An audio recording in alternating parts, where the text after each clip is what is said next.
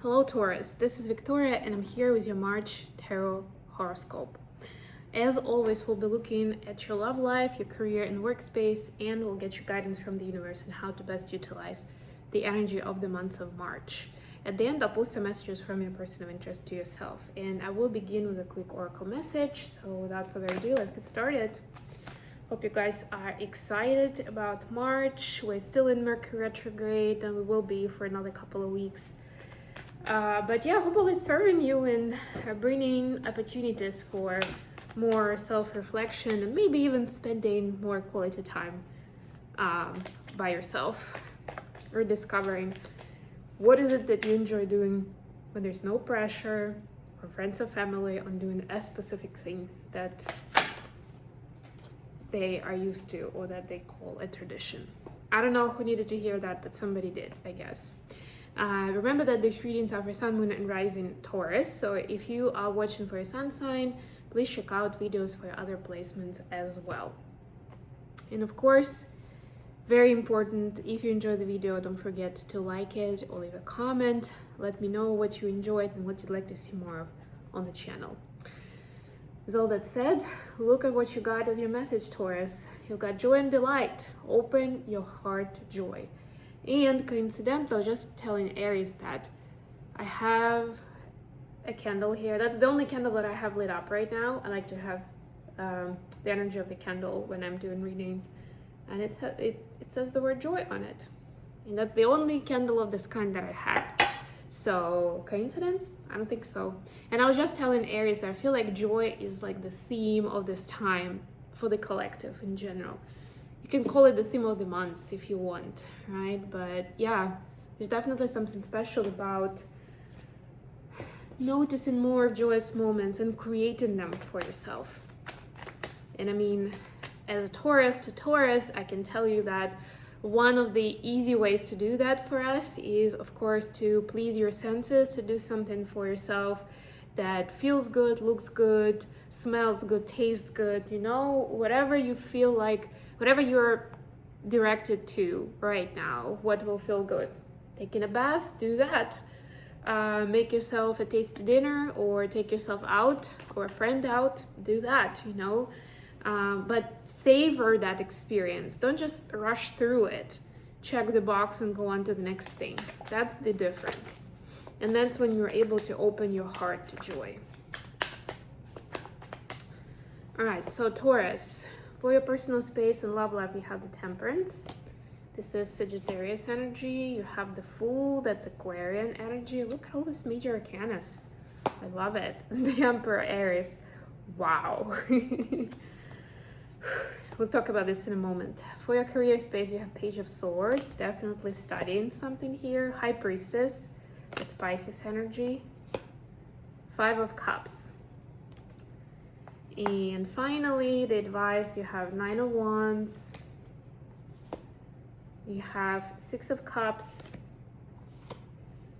And you have the Judgment, that's Scorpio energy. Oh my gosh, 5 out of 9 are major arcanas. This is huge, Taurus.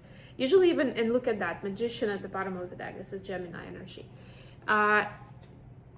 Like anything that's at least 30% of the reading when it's major arcana, it's already considered a special message, right? That you have this divine intervention, that presence in your life guiding you to certain people, places, situations, right? I like seeing that because to me it means that I'm being guided. I just need to kind of like follow the signs, follow the cues, right? I don't have to recreate, like I don't need to invent something, if it makes sense, right? But it's like, it definitely, for me personally, puts a little bit of pressure of like, wow, I'm supposed to go through this special experience. But if that's what you were thinking just now, I would just say to take that off. Remember that you're doing your best with the knowledge, the state of consciousness that you're in, and enjoy the process, you know? Take it in as a gift, right? That you're being given this special experience. Look at this. Your personal space is entirely represented by major arcanas. And it is about finding where your power is, one way or another. You had Magician at the bottom of the deck. It's rediscovering where it is. It's trusting the universe, knowing that Yes, maybe you're not fully in control all the time, but it doesn't mean that you can't find your balance nonetheless. It doesn't mean that you can't be a leader, you can be in charge nonetheless, right? Like all these things is like a yin and yang with the temperance, especially here. They coexist, and it's important to respect both of those energies, the yin and the yang, the control and flowing with the flow, going with the flow. Right? Yeah, more than anything, I see that there's definitely a big new phase for you somewhere. Maybe even in a new location, maybe with a completely new person, because this is personal space, right? Maybe it's a new relationship starting up, and it may seem chaotic or just may seem very odd and different from what you're used to, but that's the experience that you're prescribed right now. That's what it's needed. And you see, especially like she's holding a crystal here. I don't know if you guys can see, right? To me, it's a little bit about that alchemy of like, these are the ingredients that I needed, right? To have this special, right, adventure. I don't know. Don't think too much about the outcomes or what is this all about. Don't try to interpret it too early. Give it time, trust the process, right? That's our brain that's trying to complete the picture, to explain it all and to know what to expect, right? To be prepared for it. And now the universe is asking you not to go there, right? Just ride the wave. Don't overthink where is this taking me or how long is this gonna take or whatever. Big vision, more important, and the feeling of joy are more important than the nitty-gritty details.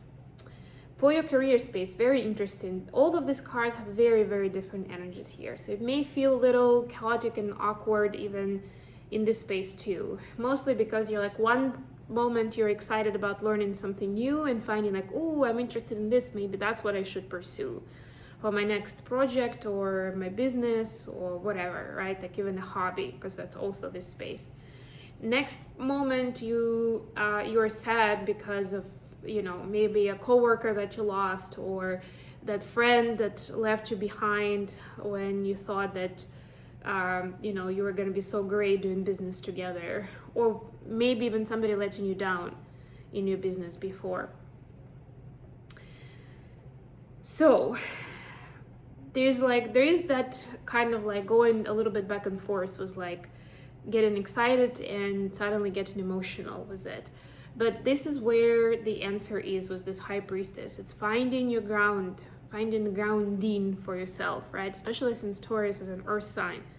Maybe quite literally the answer for you is to work with the element of earth. But if not, then connect to your higher power. Find your meditation practice or any other mindfulness practice that works for you, that gives you that sign of that sense of relief and that sense of peace, right? Again, don't overthink it. You don't have to learn 10 new skills, but make sure that you know what that is, and that practice should be ideally your daily practice, but at the very least should be part of your toolkit that you know of and you can go to when things get chaotic, you know, when you start swinging emotionally. Finally, the advice from the universe: 9 of Wands, 6 of Cups, and the Judgment. There will be things coming up for you now that feel scary, that feel familiar from childhood, that somehow make you feel like you want to just go to bed and pretend like, and wake up the next day as if nothing has happened, right? Like hope that this is just a bad dream that you're having. But you are discovering new sacred knowledge, new understanding. You're discovering who you are, or you're for some of you, you're finding out more about the past events, right? So that they stop holding you back. So you stop holding on to that fear and explaining that this is not for me, or I just don't do well in these situations, or, you know, my parents told me when I was little that this and this is not going to happen for me, right? And you just took it in at face value, and now it's like, oh wow, but I don't have to believe that now, right? I can make my own judgment. And that's what it is. Okay, before I let you go, let's get a message for Taurus from their person of interest. What's the message for Taurus from their person?